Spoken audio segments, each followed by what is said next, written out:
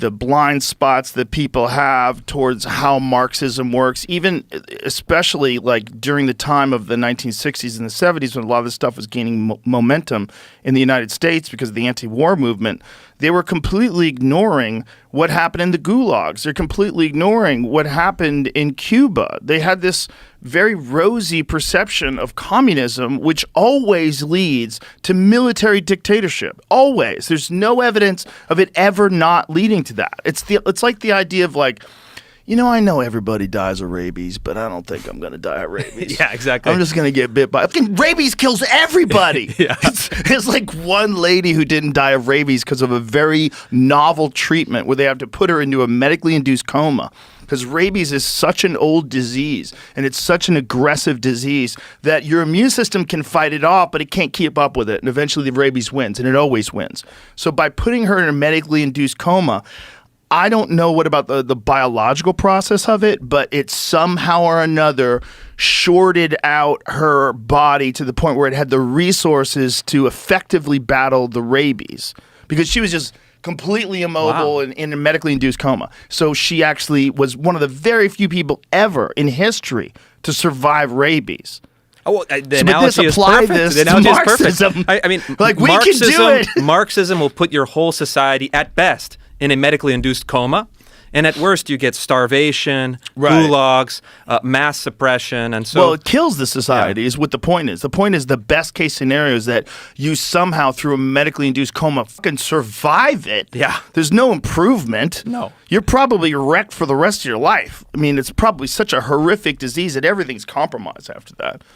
When I was in my 20s, I traveled through a lot of the former Soviet Union socialist republics, so Kazakhstan, Kyrgyzstan, Central Asia, and Mongolia and other countries that had been ruled by the Soviets. And what happened, and I think there is, of course, with caveats in a much lighter way here, is you have an ideology that seeks conquest, it generates failure, and then it seeks more conquest. And so when you travel through those countries, it is the most depressing, gray, dismal, haunted kind of places you can be. It's these Soviet block housing. It has enormous rates of alcoholism. You see people strewn on the road, freezing to death in the winters.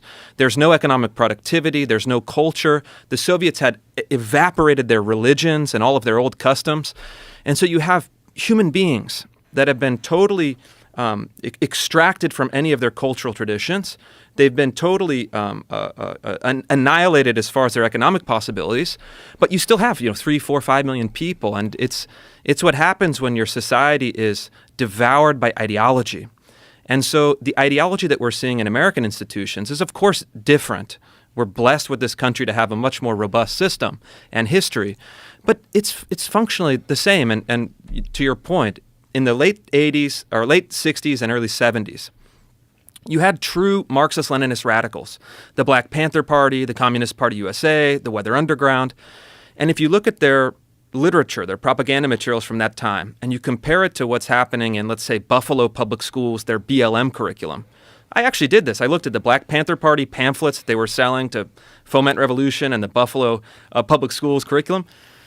It's like pretty close. The ideas are the same. Of course, they're softened. They use the nice language about DEI or what have you. But,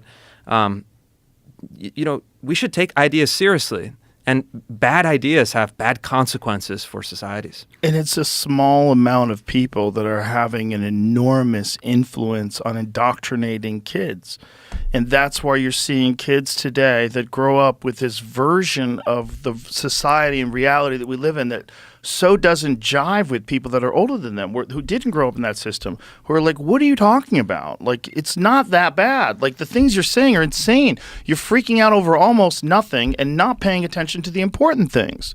There's important things going on in this world, but it's not microaggressions. Yeah. It's not that Google shouldn't show images of white men when you pump in the AI and ask who the founding fathers are. They wouldn't even. Did you see what they did with Nazis? Did they make multiracial Nazis? Multiracial Nazis. They had an Asian woman Nazi. It's inclusive. Yeah, I guess. It's fucking bananas. It's bananas. It's literally like a movie. It's a Mike Judge movie. It's Idiocracy.